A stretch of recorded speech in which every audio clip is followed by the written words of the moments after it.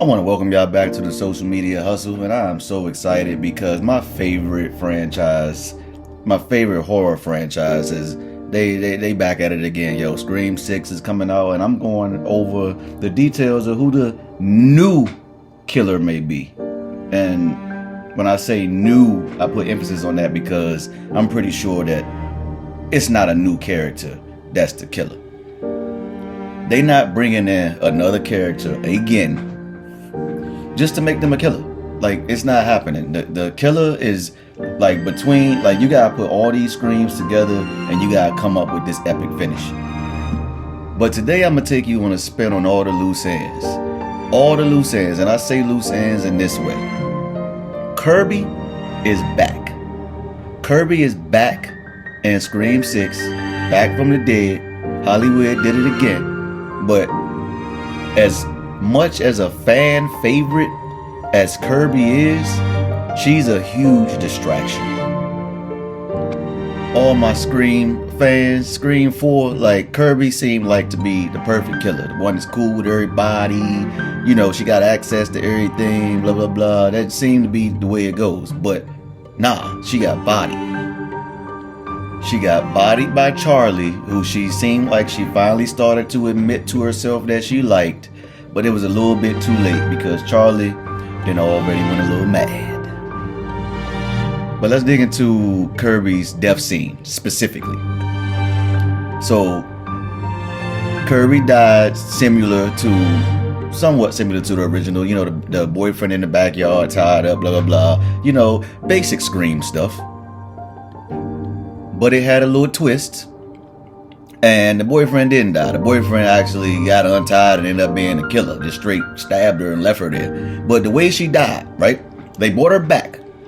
And the way she died, she got stabbed in the gut and left there to bleed out. While I'm talking about Kirby's death, let me bring up Tara's survival. So Tara, of course, she was the one in the opening credits that got attacked and got slashed. Similar to, let me bring this name back up for y'all. Y'all ready? Similar to Cotton Weary. Whoo-hoo! I just showed y'all how much of a Scream fan I really am. And when I say similar, I mean identical. Identical. So I'm just saying this to open everybody's eyes up, to get back to what Randy was talking about at Scream 3. When you talking about a trilogy, everything that you think you know about the original, you got to go back to the original because it's something back there that's deceitful or that hasn't been said or that hasn't been brought to light, but it's something that we've been being lied about from this original plot. And I'm going to take my jab right here in this video and tell y'all what I think that plot is.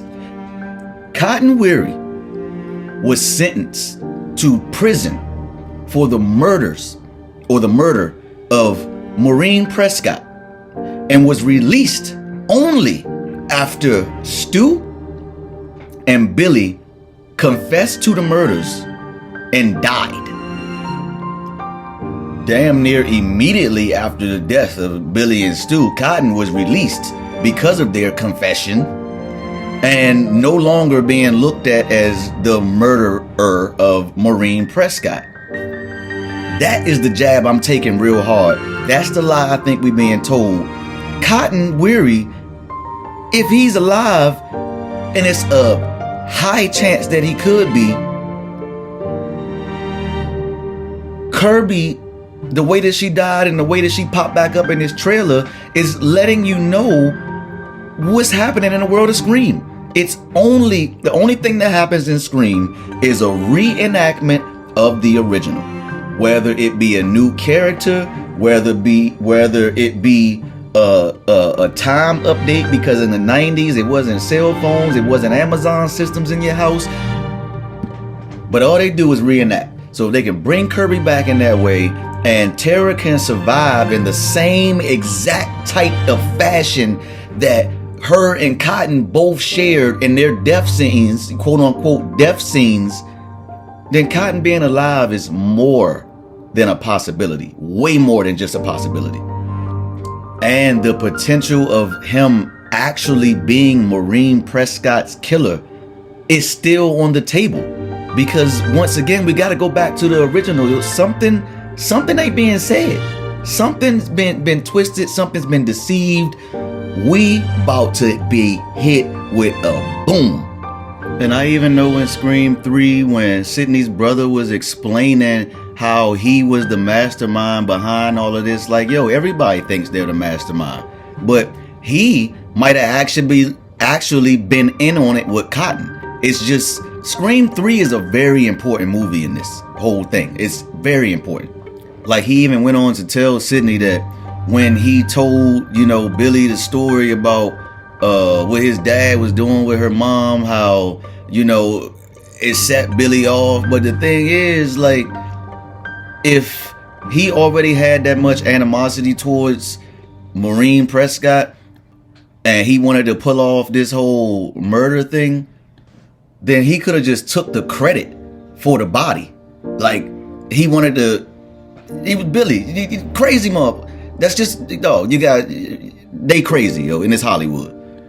Even if Cotton was tied into it with Sydney's brother, like if they were the masterminds behind the whole thing and used Billy and Stu originally, but Billy and Stu failed to get the job done. Like, y'all see where I'm going with this?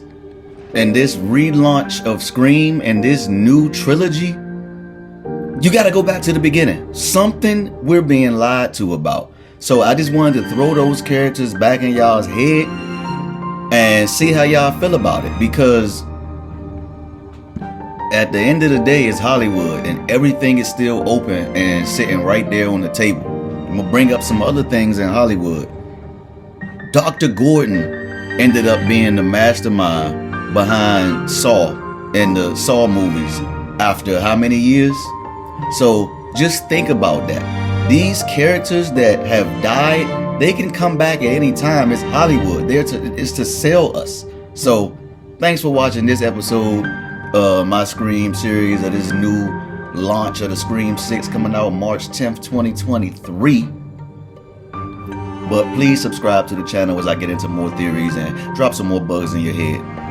And before we get out of this video, let me bring up Randy real quick, because that's the other loose end of a character that could come back. Now, when it comes to Randy has the most legacy in Scream. His sister is there, and his sister has kids.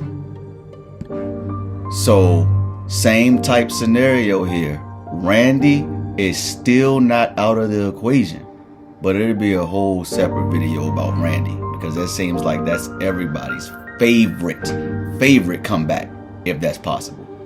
Until the next video, peace.